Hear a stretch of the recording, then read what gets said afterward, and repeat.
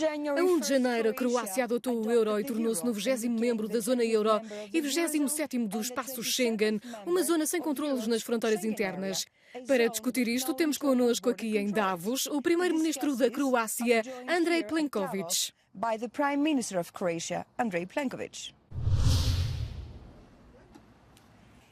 Senhor Primeiro-Ministro, bem-vindo e obrigada por estar aqui conosco.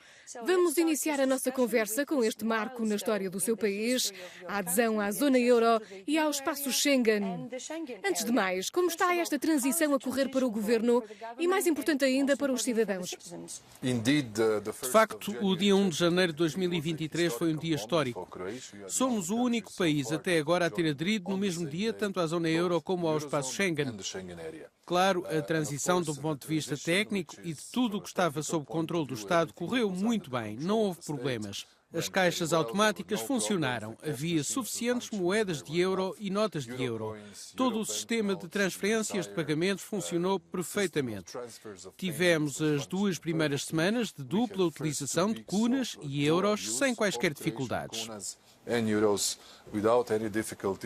A partir de domingo, estamos apenas a utilizar euros, pelo que podemos dizer que correu muito bem.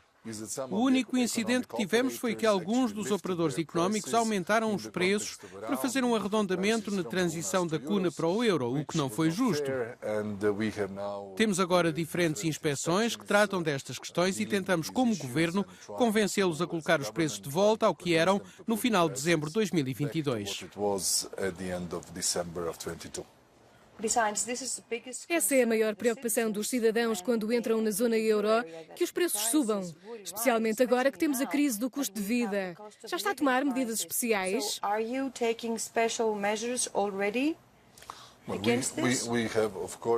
Como toda a gente a nível mundial e no continente europeu, na Croácia temos enfrentado as consequências da agressão da Rússia contra a Ucrânia, nomeadamente com a crise energética, a crise alimentar e as pressões inflacionárias. O percurso de 6 anos de adesão da Croácia à zona euro coincidiu com um contexto global alterado, o que teve influência também no aumento dos preços na Croácia, na inflação. Gostaria apenas de dizer que em 2022, de acordo com o nosso Gabinete de Estatística, a inflação na Croácia está nos 10,8%, que é apenas um ponto percentual acima da média da zona euro, mas é mais baixa do que em todos os países da União Europeia, que são da Europa Central e Oriental e não têm o euro. Portanto, acreditamos que esta situação vai acalmar, que as coisas vão voltar ao normal. Temos tomado medidas e nós, como governo, interviemos muito. Houve um pacote de 3,6 mil milhões de euros para os nossos cidadãos e operadores económicos no decurso de 2022, para preservar a coesão social e evitar as fraturas sociais. Eu diria que quando o Estado fez tudo o que pôde, é justo que todos os atores do nosso sistema, incluindo alguns dos operadores económicos, estou a enfatizar que são alguns, não todos, se comportem adequadamente. Vamos à razão de toda esta crise a que estamos a assistir.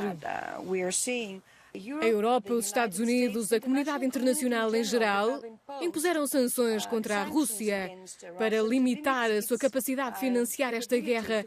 Mas o presidente Zelensky diz que isso não é suficiente. Acha que a Europa está a fazer o suficiente?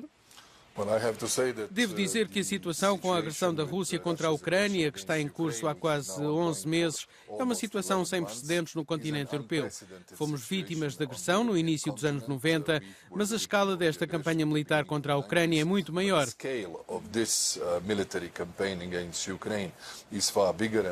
As consequências no que toca a pessoas que foram mortas, aquelas que tiveram de procurar refúgio, aos enormes danos materiais, são enormes para toda a Europa.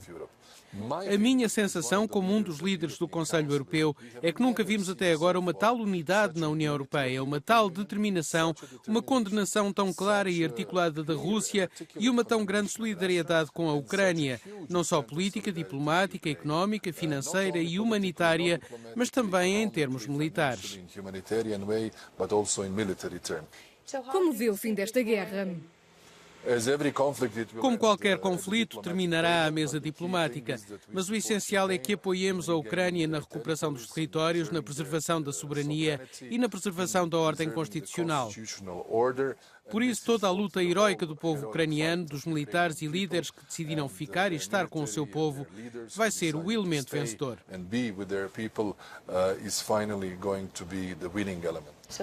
Já que mencionou a guerra no seu país há 30 anos, há alguma lição que possa ser útil para a situação na Ucrânia neste momento?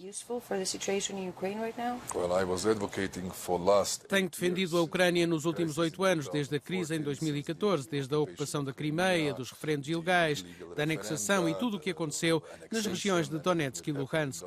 Na altura, eu era deputado europeu e chefe de delegação para a Ucrânia. Com a experiência que tivemos na Croácia, acabamos de ter o 25º aniversário da paz, sublinho. Não posso enfatizar mais. Para os média russos, em particular, a reintegração pacífica dos antigos territórios ocupados da Eslavónia Oriental através da mediação diplomática, através do envolvimento das Nações Unidas, através de mecanismos especiais que asseguraram que todos os que lá viviam pudessem ficar. Todos aqueles que defenderam a integridade territorial e a ordem constitucional na Croácia foram bem-sucedidos.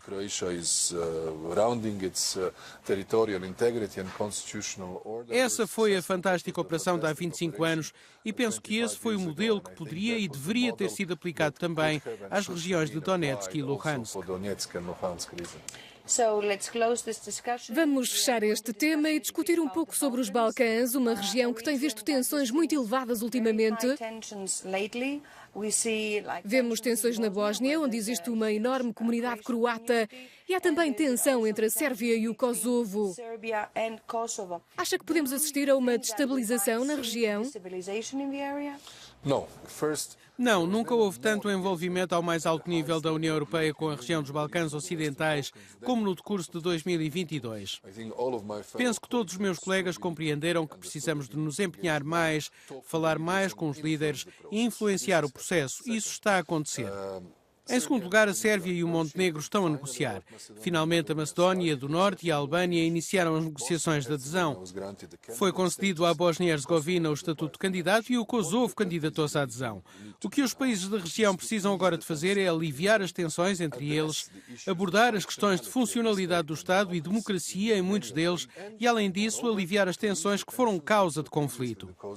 Assim, penso que com um elevado envolvimento dos parceiros europeus nas instituições da UE, não iremos passar por qualquer tipo de incidente que possa levar à destabilização. Mas temos de ser cuidadosos, permanecer empenhados e todos os líderes devem assumir as suas próprias responsabilidades. Porque quanto mais os países estiverem estáveis a funcionar, mais rápido será o seu caminho para a União Europeia. Prime Minister, thank you very much for this discussion. Thank you. It was a pleasure.